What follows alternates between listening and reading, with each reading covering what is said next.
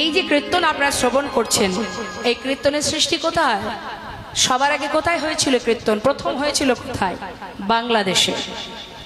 বাংলাদেশে পদ্মা নদীর ধারে দোল পূর্ণিমা রাত্রে খেতুরি ধামে, একটা জায়গার নাম আছে খেতুরি, সেই খেতুরি ধামে পদ্মা নদীর ধারে সেইখানে ঠাকুর নরোত্তম দাস সর্বপ্রথম দোল পূর্ণিমা রাত্রে এই কীর্তন করেছেন, যেটা আপনারা শ্রবণ করছেন। মহাপ্রভু কিন্তু কীর্তন প্রচার করেননি, মহাপ্রভু হরিনাম প্রচার করেছেন। আর কীর্তন প্রথম প্রচার হয় বাংলাদেশে।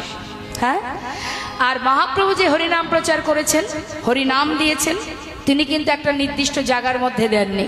তিনি কি বলেছেন? পৃথিবীতে যত আছে নগরাদি গ্রাম সর্বত্রে প্রচারিবে মোর হরিনাম। অর্থাৎ অন্যান্য যুগে যে ধর্ম বাবা তার একটা নির্দিষ্ট জায়গার মধ্যে বাধা আছে। যেমন মনে করুন দ্বাপর যুগের যে ধর্ম সেটা কিন্তু শুধুমাত্র বৃন্দাবনে, যেমন ত্রেতা যুগে অযোধ্যায় যে ধর্ম সেটা ওই অযোধ্যার মধ্যে, কিন্তু কলিযুগে যে ধর্ম প্রচার সেটা কিন্তু শুধু নবদ্বীপের মধ্যে বাধা নেই। আছে মা? হরিনাম কি শুধু নবদ্বীপেই হয়?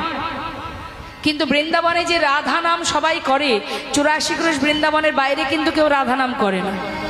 সবার মুখে যে নাম রাধে রাধে, এই কথাটা শুধু ওই বৃন্দাবনের মধ্যেই হয়, তার বাইরে হয় না।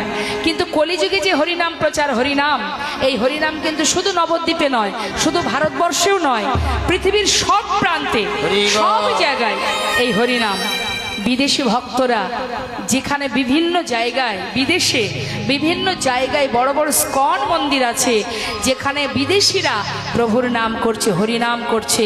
এমনকি বিদেশিরা বাংলা ভাষা শেখার জন্য বাঙালিদের চরণ ধরে পড়ে থাকে, কারণ মহাপ্রভু বাংলায় কথা বলে। আমরাও যদি সেই বাংলায় কথা বলতে পারতাম তাহলে আমরাও প্রভুর সঙ্গে আমরাও একইভাবে বাংলা ভাষায় কথা বলতাম।